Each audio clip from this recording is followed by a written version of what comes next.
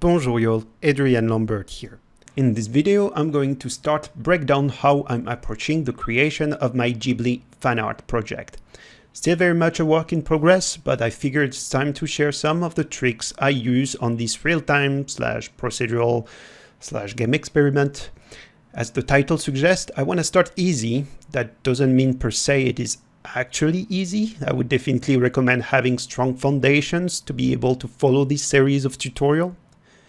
But I have to start somewhere, and this piece of procedural might be a good warm-up.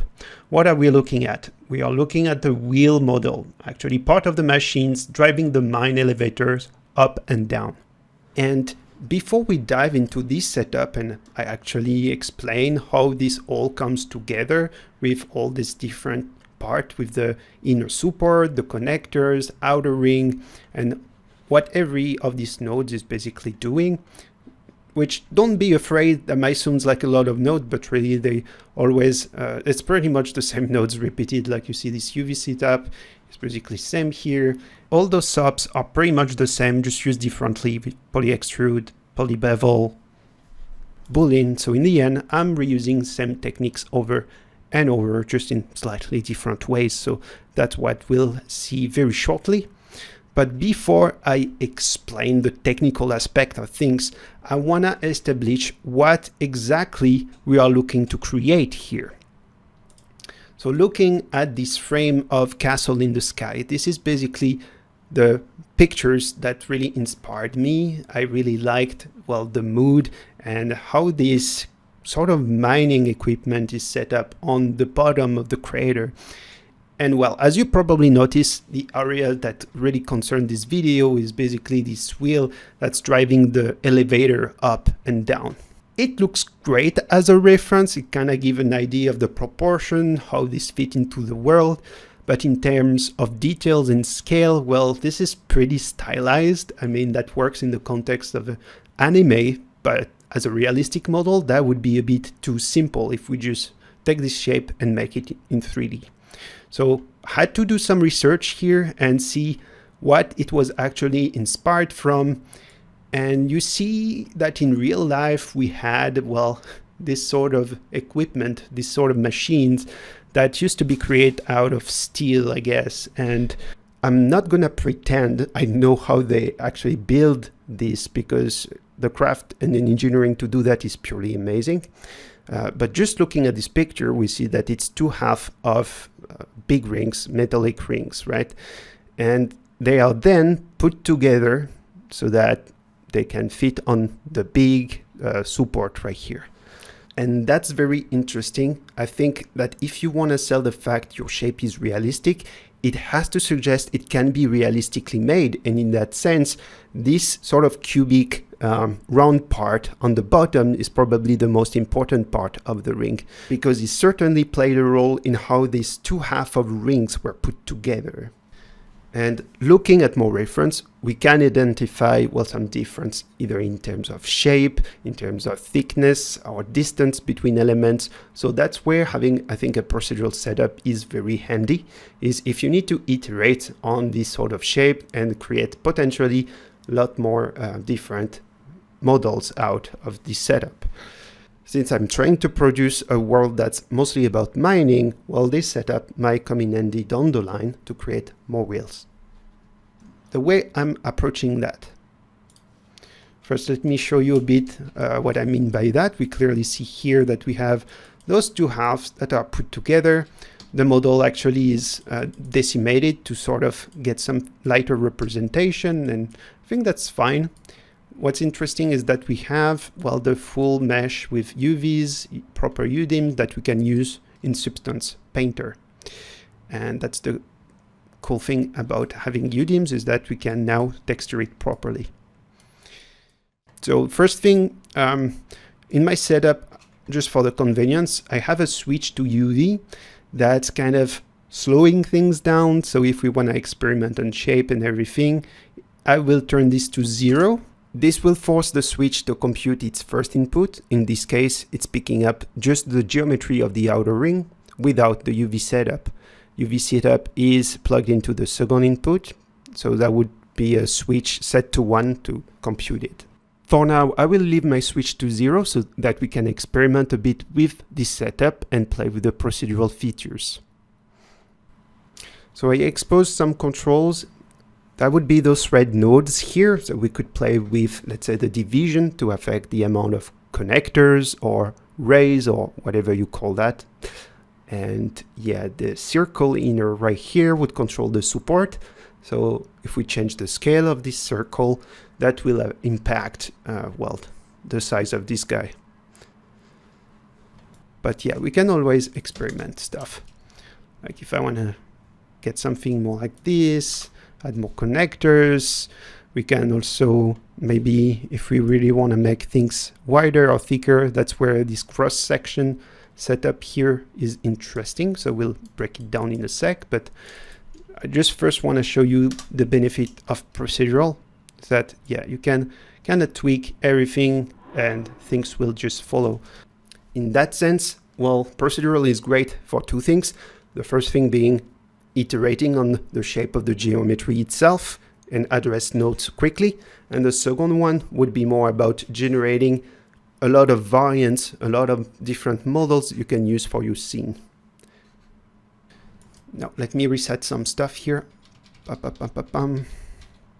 Yeah, let's go back to the initial shape. That was it. So let me show you how we make this magic happen. We have first two circles, one for the inner support, this guy right here, and one for the larger outer ring, this one.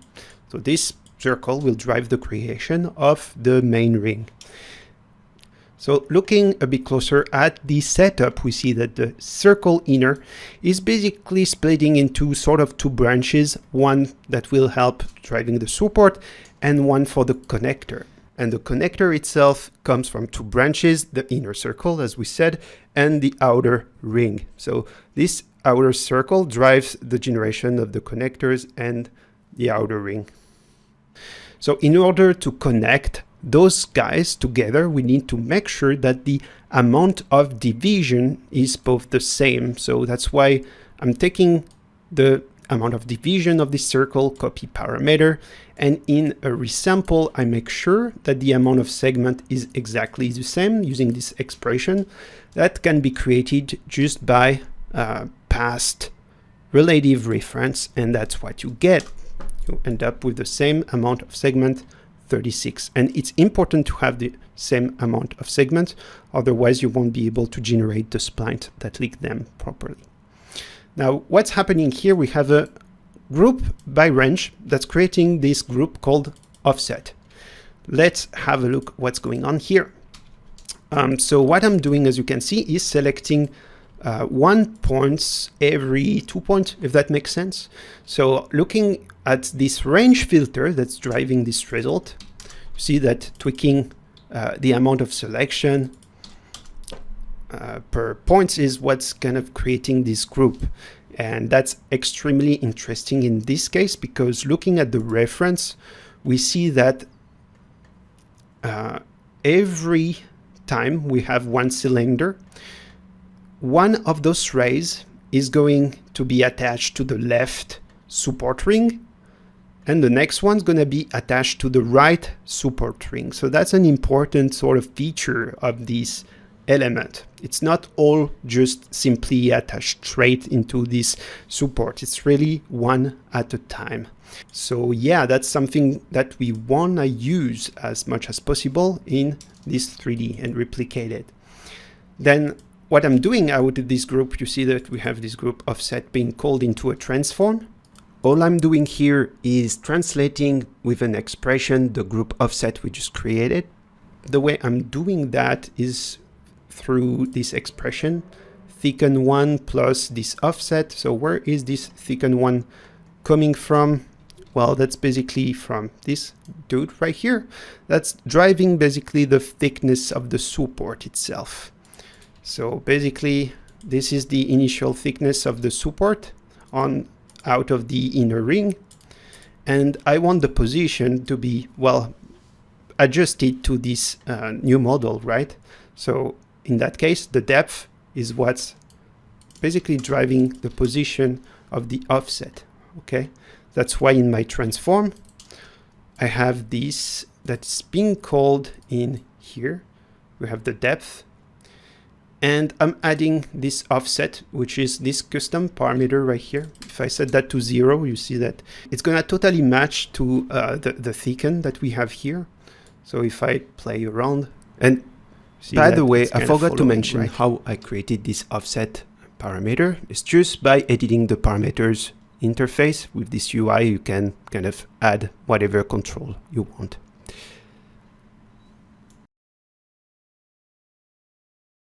And I'm doing that actually same transform based on every points but offset. So that's actually a nice trick to reverse a group.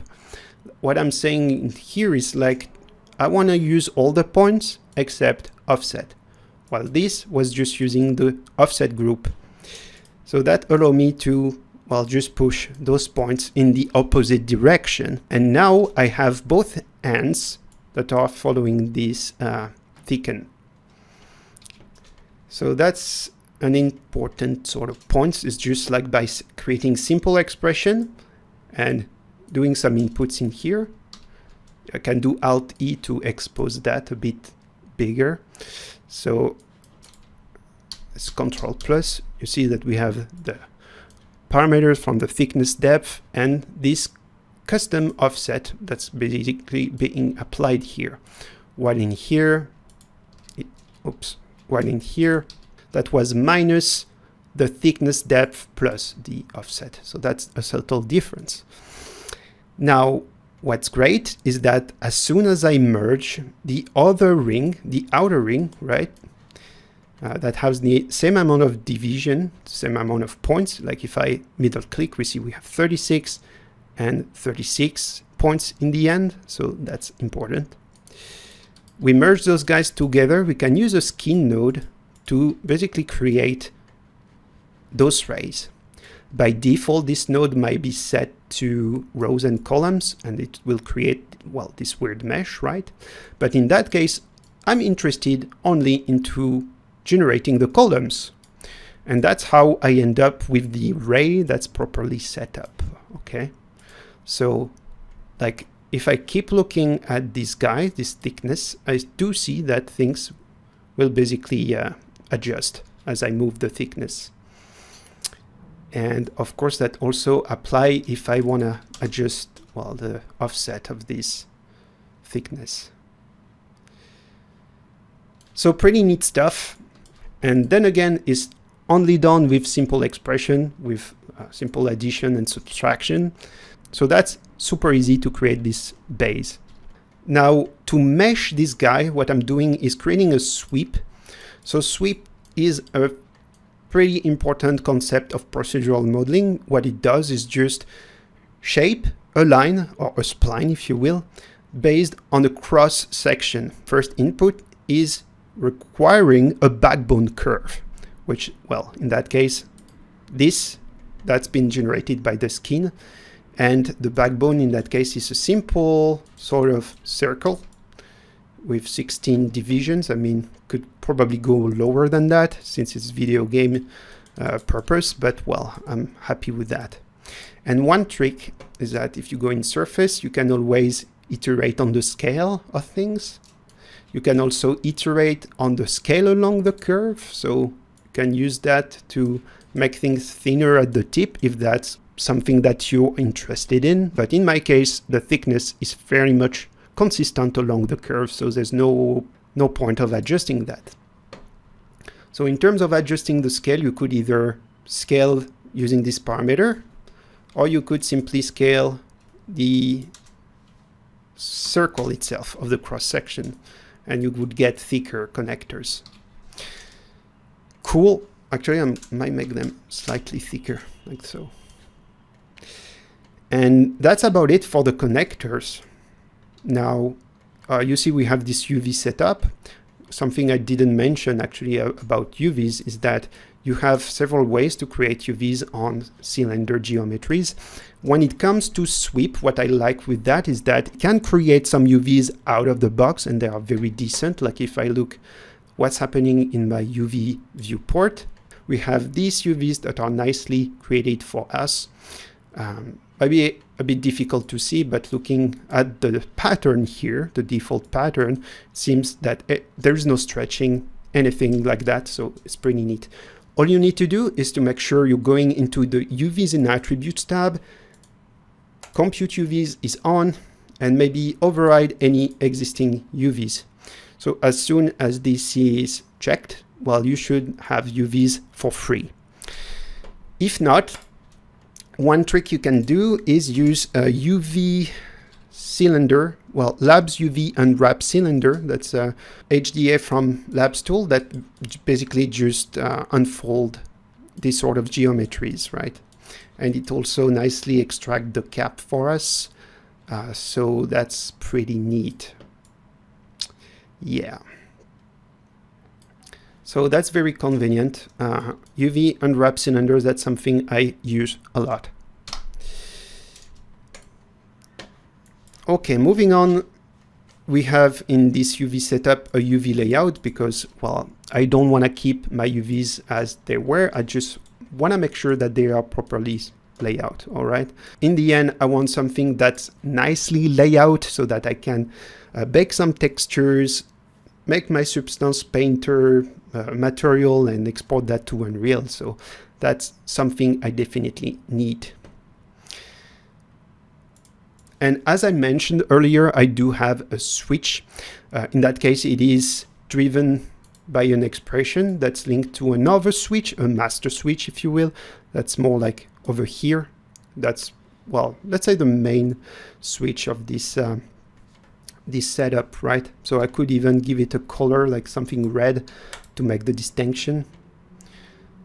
And yeah, for now, I might not want to have anything laid out because I'm still experimenting with the shape, but down the line, I do want to compute the UV layout, but note that depending on the complexity of your model and UVs, it can take a while to compute a UV layout. All right, so let's talk about this other branch, which was the support, right? So the end result is something like this. So still pretty simple, but we see that once it's connected with the connector we just created, we have some nice welding that are creating out of the box. And yeah, that's just a simple model that sort of reflect what's going on here. Probably I went a bit more simple than what I actually need to, but since that's not something that's the most visible in my case, I went for, well, the easiest way, let's say. So the way I proceed, so I do have a resample here that's set to 50 and a subdivision curve. So this is important because if there is not enough polygon initially, let's say you only have five division, well, you see that you have this sort of pentagonal shape, right? So having subdivision curve helps rounding everything. If you keep it straight edge, it will add the points without affecting the shape. So subdivision curve is pretty handy.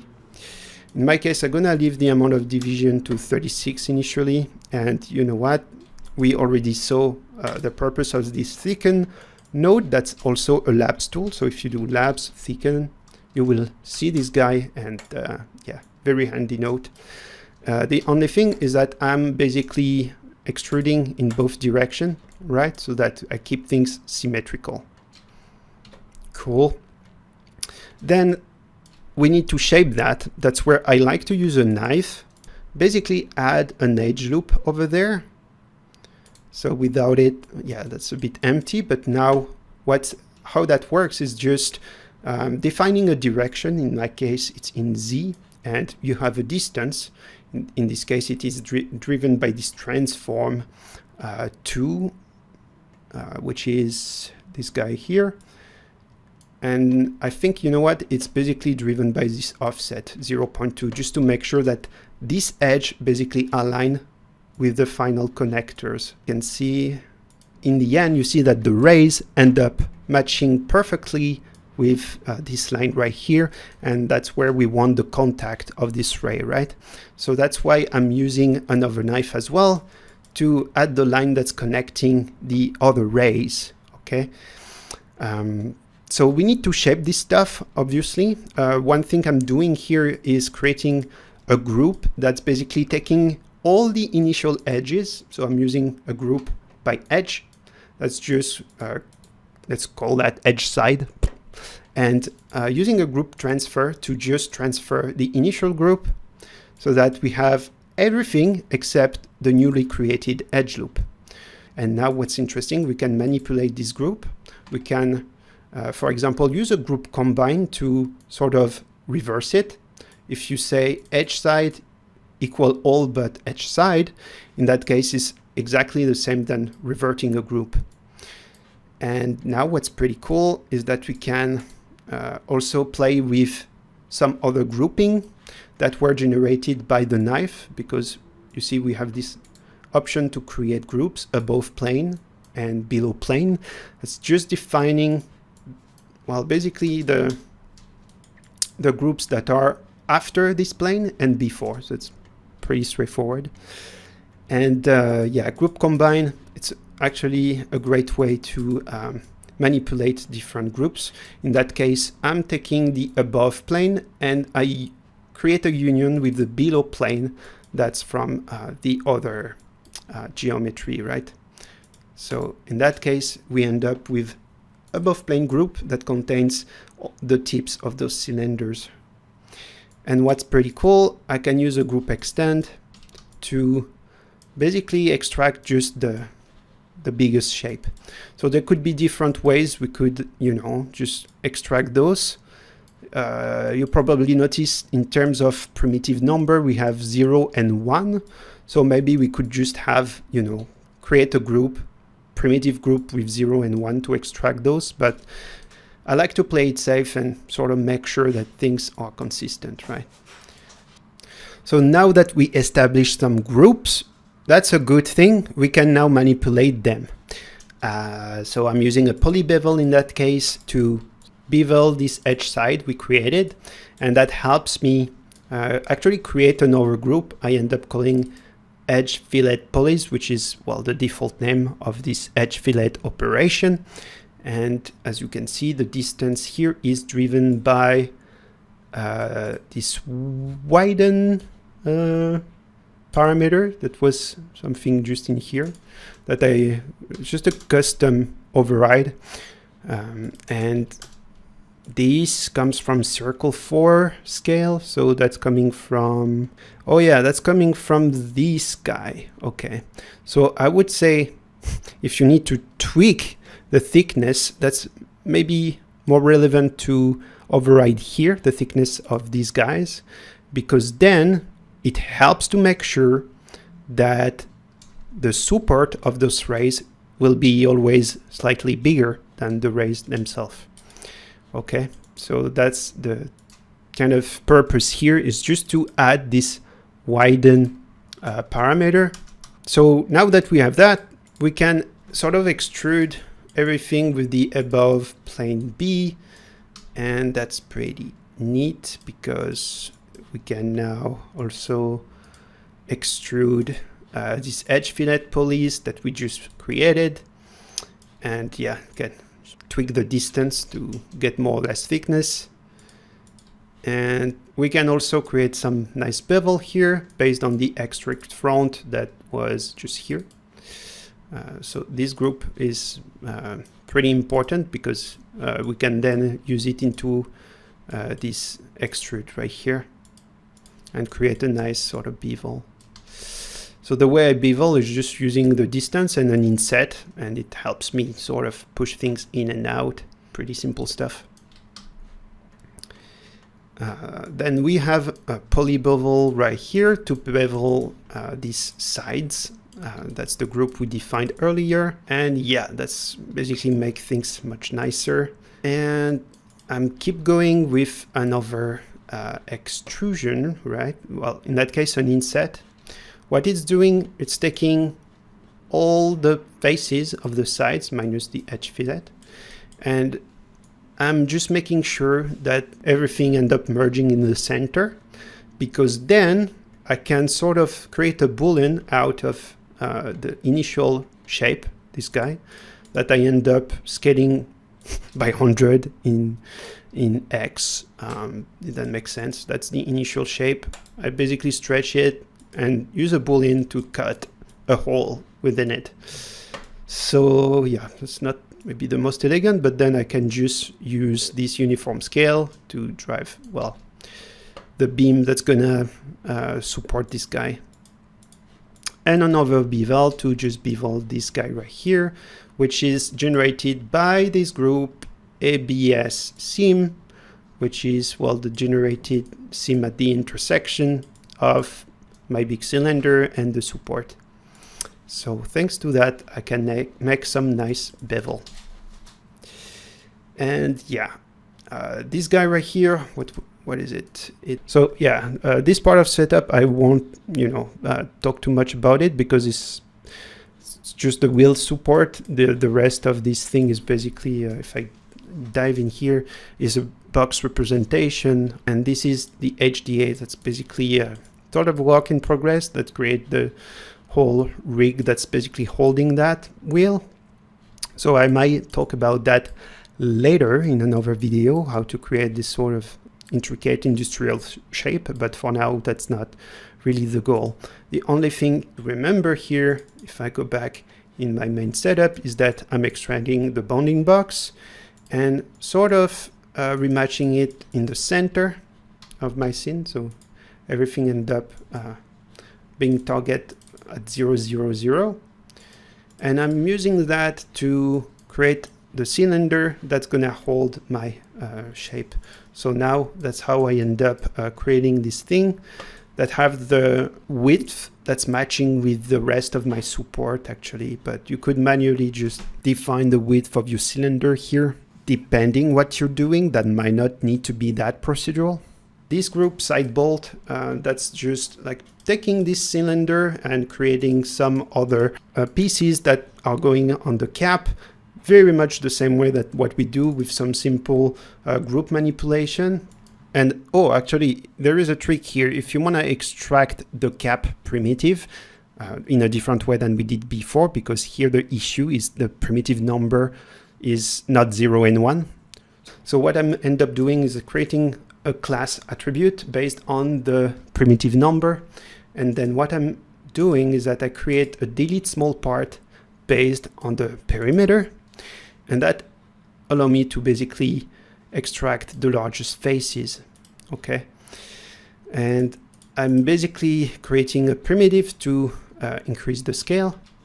This one is basically doing the opposite, it's reducing the scale, and well, basically doing some poly extrude and stuff to shape this one into something that look like this, and the other one into something that look like this, so that I can then boolean both to create this shape.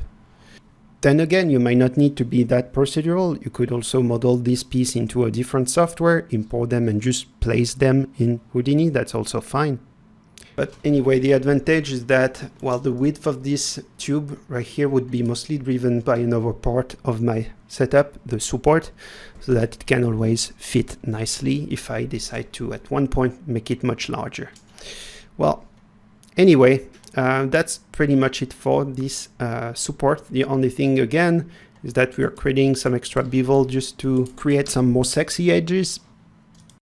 One thing I like to do is use these ignore flat edges, sort of to make sure that, you know, we don't end up doing a bevel on everything, but on just faces that require that.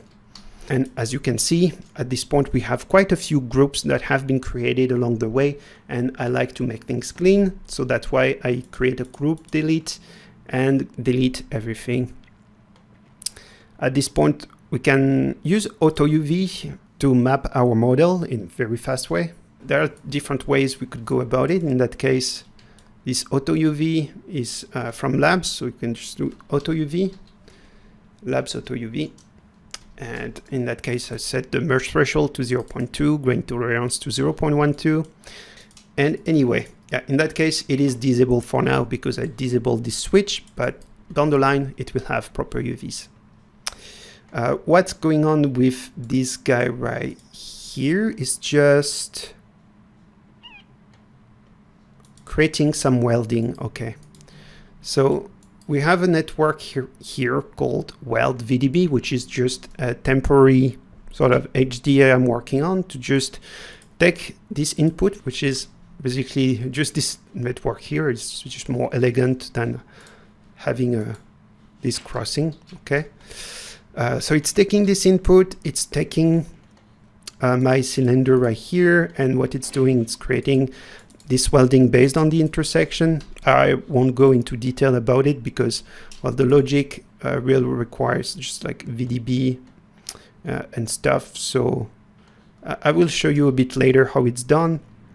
But same idea, I'm then merging that into this guy and yeah, creating this piece. So now we have, let's say 90%, but we are missing the most important one, right? We are missing the ring now. So we'll see how we can do this. One thing I did finally in terms of UV, if you really need UVs, let me re-enable them so that we can actually see what's going on there. What I have here is, well, connectivity. Actually, I don't think I need that. We have texel density. So texel density is an overlaps tool. What it does, it allows you to rematch all your UVs based on an input. In that case, we are deciding an asset of a resolution of 1024 by 1024 would end up with 1 meter. So in that case, that doesn't really matter. I'm mostly interested into scaling the UVs. We don't even need a UV layout at this point because I do that separately. So you see that without it and with it, it's kind of trying to take all the geometry that we have in consideration and just making sure that they end up with the same texel density. So the UV layout is then done right after. And in that case, what it's doing is that it's spreading everything into different UDIMs because I want as much resolution as I can to bake texture in Substance Painter. The only thing to take in account is that I set the targets to UDIM tiles as opposed to rectangles by default. And yeah, otherwise you would end up with something like that. So UDIM tiles and using a scale that's not maximum but fixed so that I can spread stuff. Okay, so the more you increase, the more it will try to spread on the next UDIM until it can't fit those pieces into the next one because, well, it's breaking the texel density. And then using UV transform to just offset in Y to the next rows. So that's, yeah, I can leave some room for the outer ring here. So let me go back in single view. At this point, it's time to talk about the major piece of this model, the outer ring. This is what it looks like. We end up with a poly-reduced mesh to keep things optimized for UV generation. And down the line, this will also help for texture baking and painting. So that's the whole network. You see that we have this real outer ring, and this is basically the cross section. We'll see in a bit what it does. As I said, this UV setup part is a bit more complicated because it requires a few tricks to make the auto UVs perfectly fit for a UDIM workflow. So to spread the UVs of this mesh on multiple tiles, like in here, it implies I have first to do some cuts in the mesh to help unfolding consistent chunks of UVs. Once it's done, I can easily spread those on few UV tiles. If it's still not clear, let me show you real quick using the auto UV what it would result. Let's plug that after the poly reduce. We actually see auto UV managed to do something perfectly decent. The only issue with that is that the size of this UV shell remains way too big so that we can lay out them on multiple UDIMs. So even while playing with merge threshold, grain tolerance, we see that it's not particularly helping us here. So that's why I had to first cut my geometry into several portions so that we can get a consistent size for all these guys. And that's what I'm ending up doing here. We end up with much smaller chunks of UVs that I can spread on multiple tiles. And that allows me to have much more resolution at texture painting. That versus that, I'm gonna get much more detail once I'm baking all my textures and stuff. So that's the main point here. Okay, so how does that work? Let's go back up. We had this transform node, which was just, I didn't even mention that, but yeah. What I'm doing here is taking the resample that's here, the 36, and dividing that by 360 and dividing by 2, just so that we end up with the proper rotation that would allow us to basically always end up, let me disable the UVs. My idea is simple here. We want to make sure the rays are not going to intersect with the box, right? So that's where that's interesting. Otherwise, we might get a bit into a trouble if I break this expression.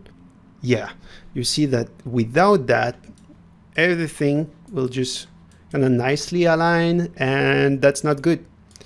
So if I reestablish my expression right here, so 360 basically divided by 36, which end up being 10 divided by 2 makes 5. So that's how we end up with a rotation of 5, and that offset things nicely so that it doesn't intersect with the middle part. As a reminder, what I'm aiming to do is this sort of two halves. We can't have one of these rays hit the half that's here, okay? And yeah, moving on, what do we do based on well, this simple circle, right? The first thing I'm doing, as I said, is to convert that into a line using convert line.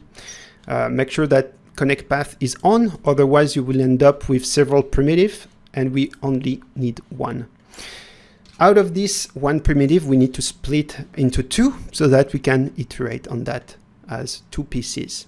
That's where I'm using a Boolean curve that's just sort of splitting everything based on, well, a grid that's kind of sitting in the middle and is just an extrude upward with this output back so that it's a closed geometry.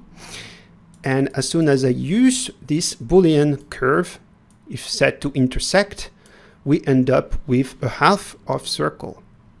There's obviously different ways we could go about that. We could also use a carve SOP, but I ended up going with that one so that it always, well, end up being the right idea, right? And split things nicely for us. So this one is basically the opposite. I ended up like rotating the box by 180 degrees in X so that it just, well, extract the bottom part. Out of that, I'm creating another convert line. It might not seem like it's doing anything, but one interesting stuff, I think it's the compute length. That's kind of computing the rest length. Like before that, it was the rest length for the whole thing, which was 31. Now that we have half, we need to update the rest length with the half, which is 15. Not even sure I end up using the rest length in the end. Felt like it's always a good attribute to have when you do procedural with curve, is to have this rest length, which is just like the overall length of your curve. Anyway, orientation along curves, that's an important one, just to make sure that everything is flowing into the right sort of directions, okay? So without it, you don't have any normals, but with it, you will have some sweet flow. And especially that's going to be important so that we can basically place the boxes on the top. So I'm remerging everything. And what I'm doing after that, we have this curve beams output, right? And that's where I'm using a for each loop that is set basically down there as a primitive. That's just looping through those two primitives, 0 and 1.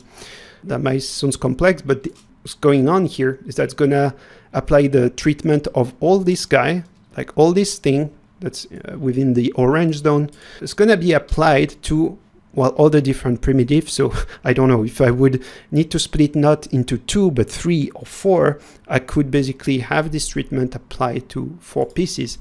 In that case, it's allowing me to have this treatment applied to 2. We can always create a single pass and say I just want the first pass, which is pass 0, or the second element, that is the bottom one. So that's what it's doing. If I set to 2, there's nothing because there's only well, 2 primitives, and it starts by primitive 0. Anyway, I do need both in the end, but I do want to see how I end up to this result. Earlier we talked about sweep operation, and that's exactly the method I've been using to create the base of this shape. So we'll see how that goes and how we actually implement it with other methods to create these shapes.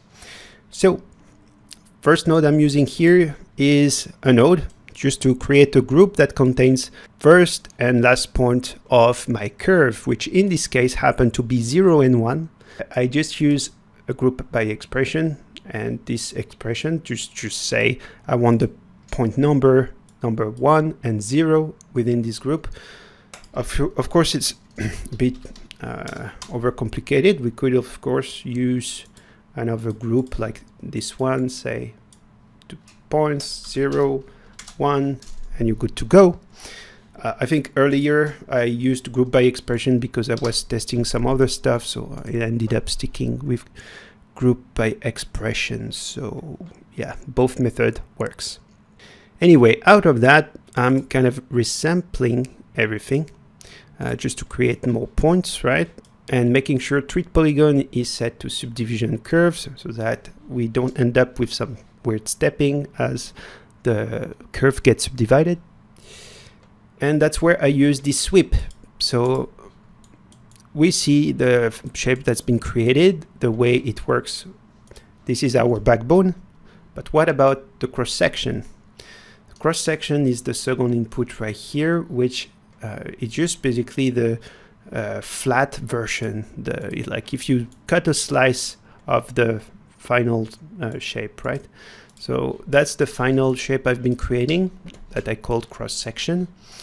It is sort of procedural, sort of half sort of more manual modeling. I can show you real quick how that works. It's basically just a grid, okay?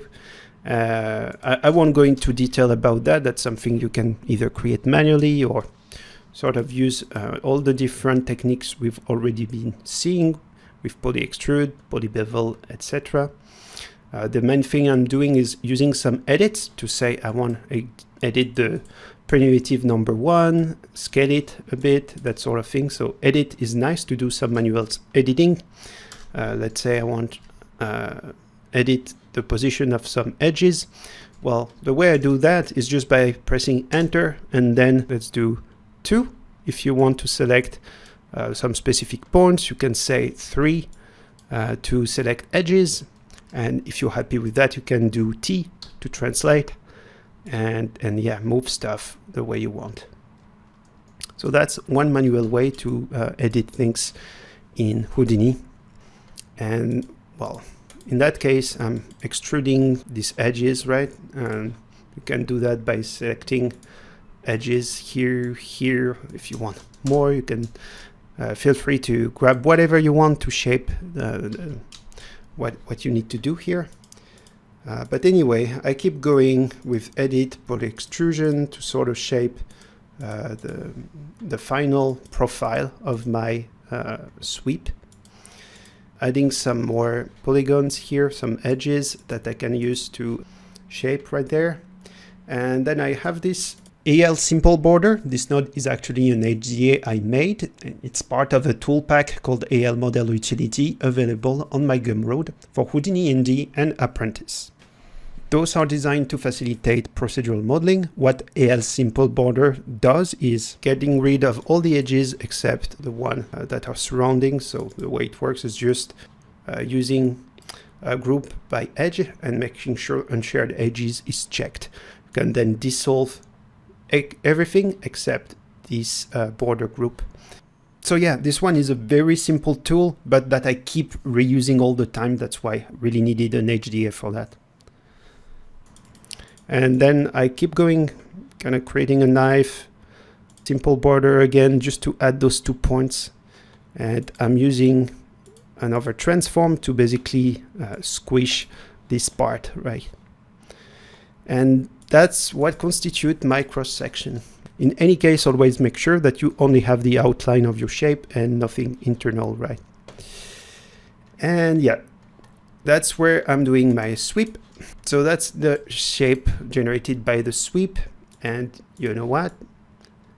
You can always set up kind of play to sort of adjust things as you go and come up with more interesting shapes. So that's why I kind of try to keep the node exposed just so that I can, you know, play with it and iterate while I was doing some back and forth in Unreal. So yeah, that's pretty handy to have some nodes exposed.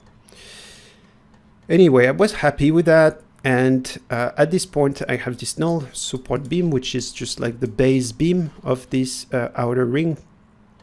And I need to add a lot more stuff, right? We need to add these guys.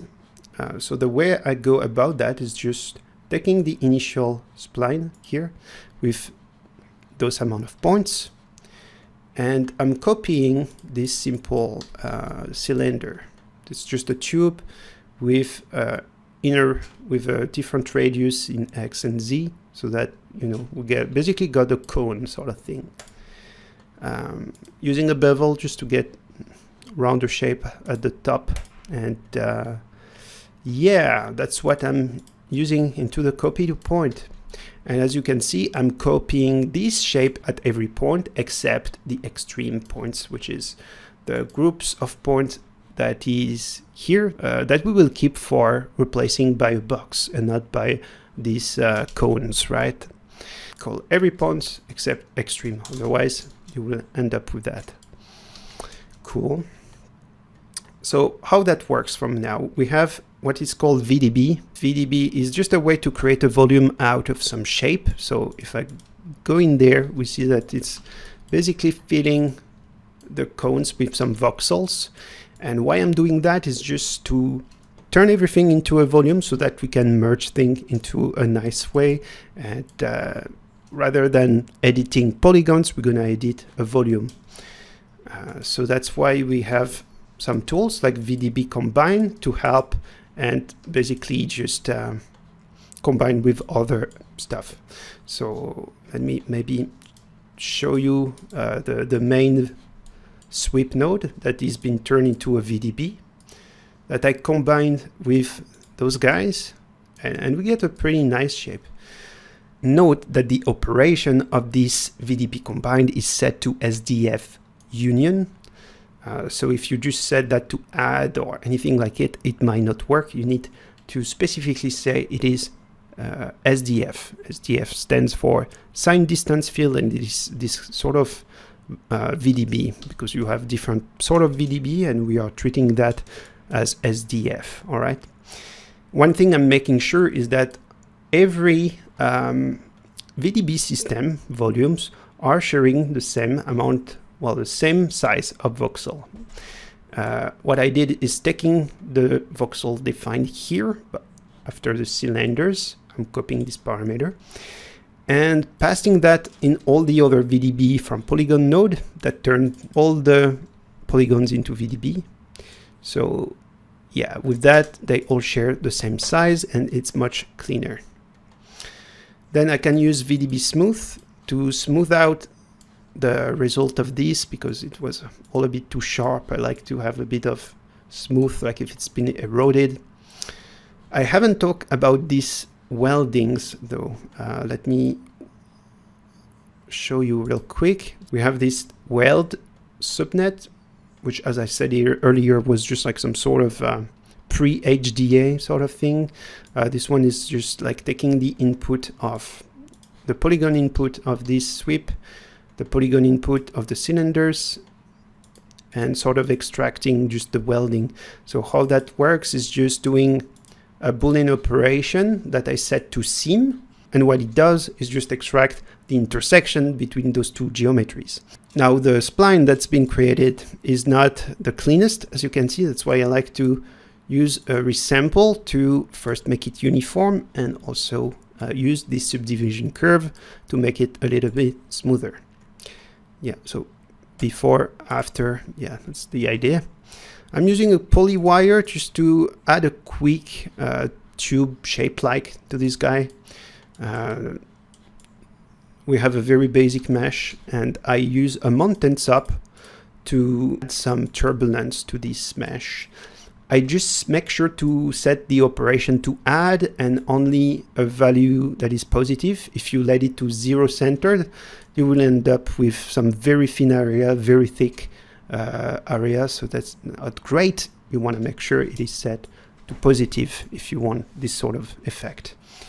And of course, you can change the noise type if you're, let's say, picky about your weldings. But in my case, a simplex with this size and a hybrid terrain as a fractal, was pretty happy with that. Gonna always sort of play with the amount of roughness, but I think that works okay. The VDB from Polygon voxel size is set to 0.01 as well. And yeah, that's what I'm basically combining with those cones. That is then combine itself with the rest. It's just talking about these guys, right? We're gonna see in a bit what this part does. Show the final result here. It's kind of optional, to be honest. Help connect the elements a bit better together. So the way I do that is then again using a VDB from polygons out of this rays. So I'm taking this initial geometry, turn it into a volume, doing a reshape to delete this guy. So what it does is just like make it kind of thicker. Well, value of 0.5 was fine. And I do a VDB combine, set it to SDF intersection to just the intersection of the ray and the cone. And I'm basically expanding that even more and kind of doing another SDF difference in that case to make a hole in the middle with the original shape that was here. So taking the original shape that I use as a subtraction. And now that's what I just basically add on top of it, and we just see the top here. So that would be another way to achieve the weldings. Now, we also have this part, which is the box, right? So all this box setup is set up that's a whole thing in itself. And that's what I end up converting into Polygon in the end. As you can see, we kind of keep everything as a pretty dense mesh, but down the line, I poly reduce it. So how do we create this guy? These boxes. This guy's right here. It's pretty simple, actually. Again, it's just taking this initial cross section that we defined earlier.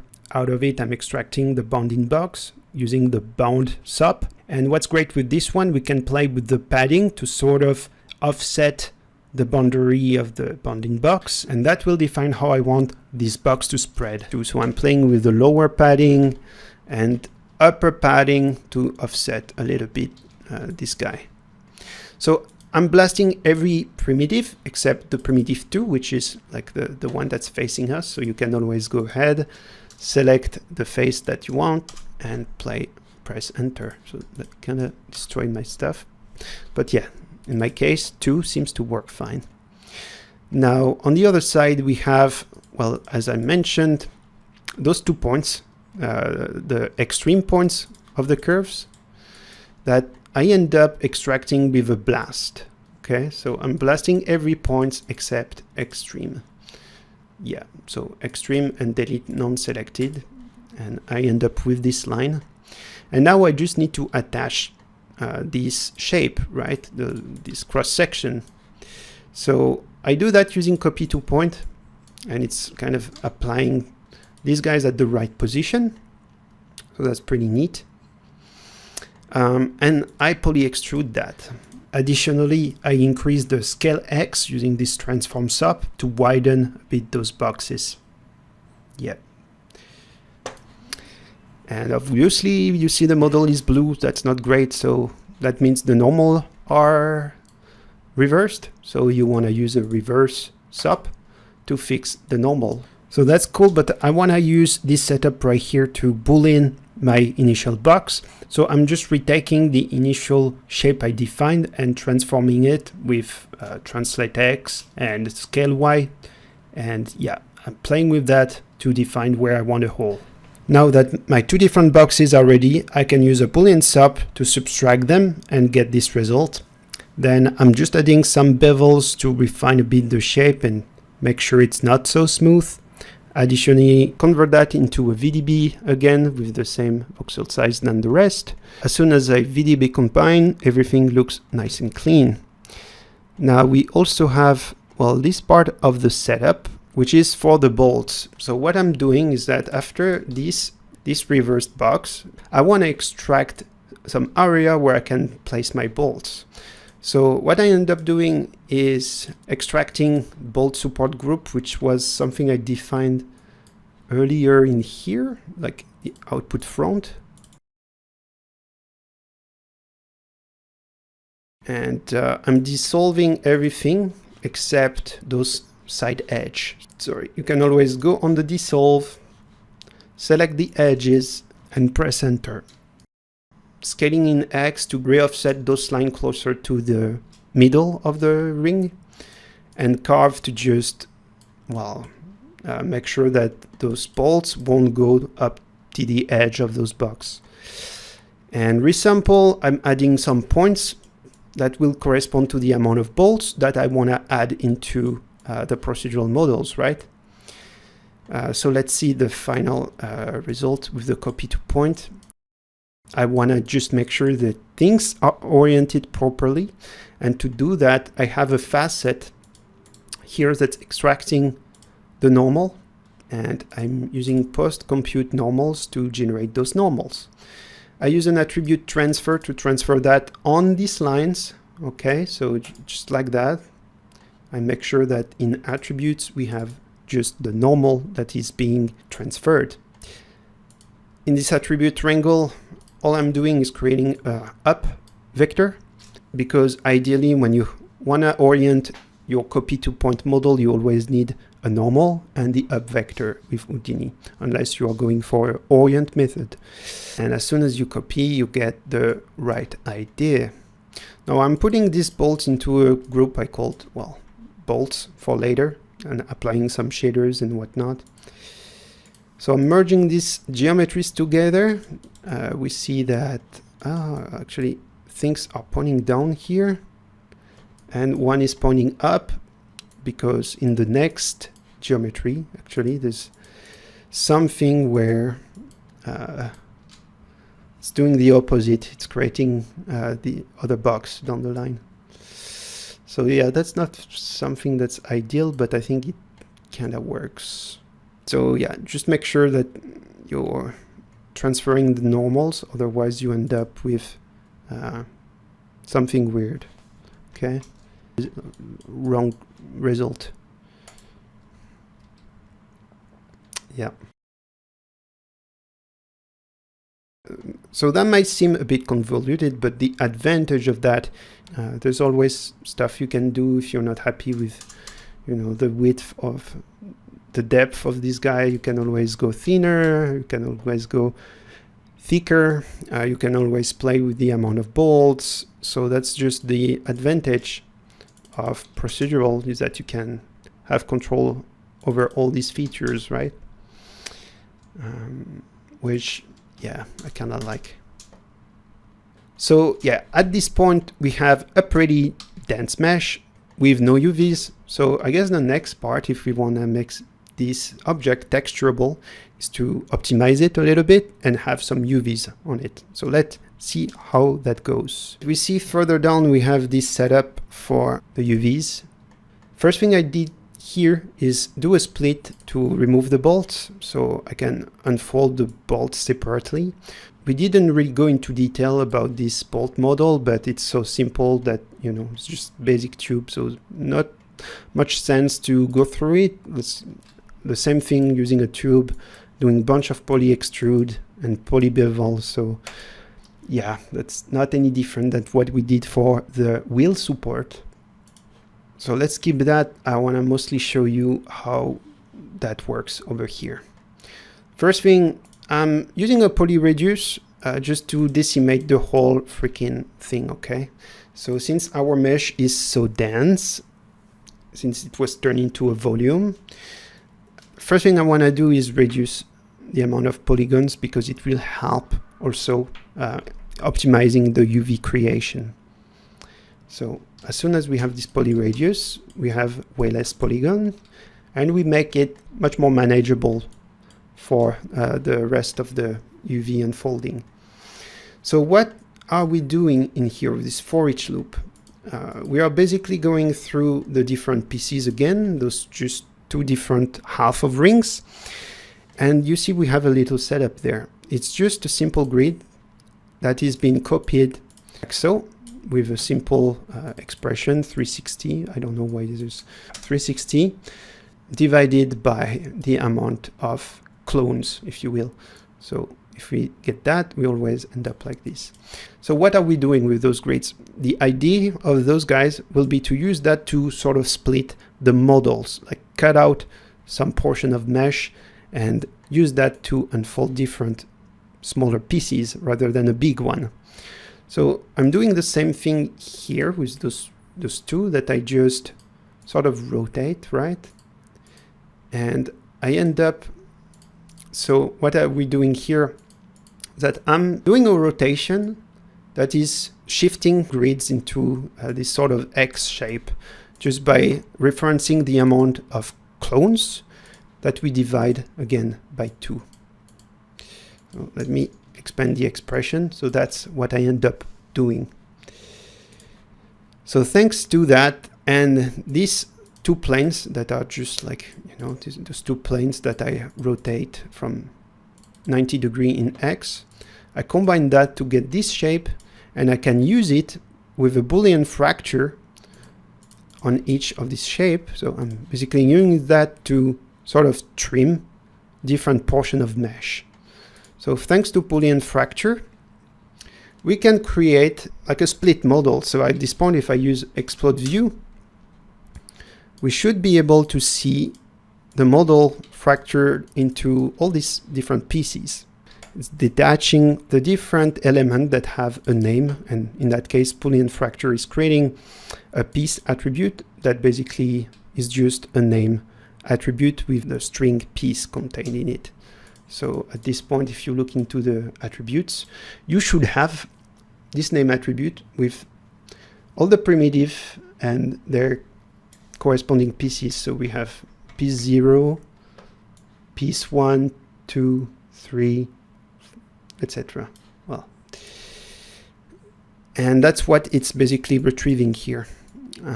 So pretty cool. Now we see that there is this face that has been created that I really don't care about, because we will potentially never see it again, like the inside. So you can always go into your Boolean fracture and set to treat the geometry as not a solid but a surface. So that's a trick if you don't need those internal faces. Alternatively, you can also blast the inside group. Anyway, my idea now is to do another series of splits so that we facilitate the UV unfolding. So we have this Boolean per piece. What it does is going through all the pieces we already cut and still cut everything in half like that, like if it's been sliced in the middle. So how does that work? It's another grid that's just set in the middle again. You can set it pretty wide just to make sure it covers everything. And as soon as we have, well, okay, Boolean per piece. Yeah, that's not just any Boolean. I need to dive in it to show you what it's doing actually. What we have this connectivity. Well, actually, we might not even need it. We could just use the name attribute as a base, but in that case, it's using the connectivity of each mesh to create a class attribute. And that's the attribute we are looping through in this loop. So piece attribute is class, and we see we are basically looping through all those different pieces and doing another Boolean fracture that's retrieving this grid, and then again fracturing in the middle. I'm making sure to delete the inside faces, if any, and just cleaning up the attribute class, creating a new attribute class. Since we basically just fractured the model, we are resetting the class attribute there.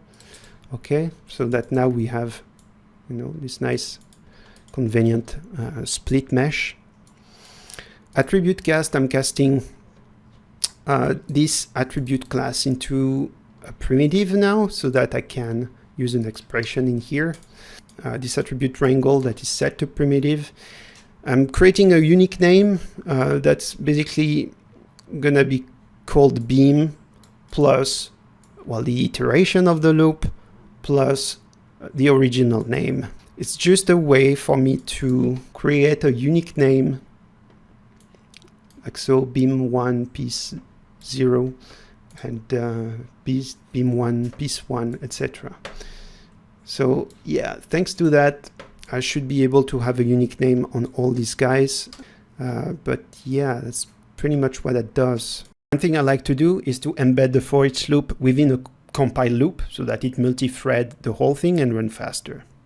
Yeah, so that's just a slightly fancier way to do a Boolean, because by default, what's going to happen if you Boolean stuff, let's say just with something like that, if you treat that as a surface, that one as a surface, and you try to explode that, maybe connectivity. Let's recreate an attribute. Yeah, on the primitives, bam, and call class. Yeah, you see that at this point, what it's doing, it does split the mesh, but it also fused the rest. So it's actually not ideal. That's why I wanted to preserve the original split and combine it with that one so that we have a nicer split, and make sure that at this point, when we explode this view, we have an attribute name. Let's just create all these nice little pieces. So since we have that set up now, we can loop through all these named PCs, okay, and do an auto UV again. And now what's pretty neat is that it's going to be much easier for auto UV to retrieve some UVs. The advantage is that since it's a circle, it should make things fairly consistent in the end. So at the end of the loop, you should end up with pieces with fairly much the same sort of shapes that might be easier to pack. So let me add the UVs of the bolt here. This merge is just like merging the bolts UV. So I also added an auto UV on the bolts so that we have all these little guys. By the way, divide is a nice sub if you want to make sure that your mesh is composed of quads. So one thing I found out later is that, yeah, my bolts didn't necessarily have quads here, which is extremely bad in terms of model. So you want to use a divide and make sure that you have 4 edges per polygon. Anyway, I'm merging the result again. At this point, I also fused the geometry because everything was split, right? And I'm using texel density once again to make sure that the scale is fitting everywhere based on the texel density, right? So everything got nice scale. Same deal than earlier with support and the connector. I'm using a UV layout to relay out all those generated UVs and spread them on multiple UDIMs. Then again, same deal, making sure to pack into UDIM tiles and to have the scale to fixed, and then adjusting the scale to spread more or less these guys. Okay, So that's pretty cool, but at the same time we see that we have some rogue geometry here that can't be fit into the UVs. So sometimes when you adjust the scale, you will find out that some pieces of UV shell are still too big to fit into these UDIM tiles. This node is ending up placing those guys into negative values. So I'll show you a trick to force them to be layout. That's going to be interesting. So to fix those negative UVs, let me show you what's going on. I will put a UV view here. I have this subnetworks fix unsolved. So if I go on it, you will see that in theory should nicely repack UVs while trying to conserve the texel density. So how I approach that is just using a group expression. I'm grouping the points that have a UV in Y that's less than 0. So anything below the default UDIM is going to be in this group. Okay, so I can then group promote this group into primitive. So it's hard to see, but yeah, it's actually turning yellow. And I can use a UV flatten that's calling this refit group. And you see that, yeah, they are basically forcing to fit in there. But since we have some intersection, that's not great. We want to re-layout everything. So I'm re-adding another layout. That's in that case still packing UDIMs, but the fixed scale is set to 1. So we are conserving the scale of everything. And it's just adjusting the position of those guys. Yeah, in that case, I'm getting every pieces, every UV shell layout properly. Anyway, that's pretty cool. Let's make sure that we use that. So I will switch to UV. And that's where I merge everything again. So yeah, that's all the combined UVs together. So I have the part for the inner is on the top, and while the rest is on the bottom part. I have here a UDIM control, which is an HDA I made that allow me to add some padding and just make sure that things are not touching the edge, because as soon as you put that in Substance Painter, well, it might cause some issues of baking texture for the normal curvature and so on. So that's why I created this HDA, and I'm also showing how to create this sort of stuff in my course that you can find on Gumroad. So definitely check it out if that's something that interests you. Additionally, this course goes through a bunch of things like path attribute, UVs, normal, mesh quality to ensure you are making things the right way. And you know, that's ready to export actually at this point. So yeah, that's all I wanted to show you guys. I know that's a lot of information, but in the end, you now have a clean model that you can import, let's say in Substance Painter or any work with it. It's ready to go. And that concludes this first chapter of Procedural Masterclass. So stay tuned if you want to know more. A lot of exciting stuff coming up. We need to talk about height field. We need to talk about Unreal Engine and a lot of cool stuff. Thanks a lot for watching, everyone. Stay tuned, and I will see you guys in the next one.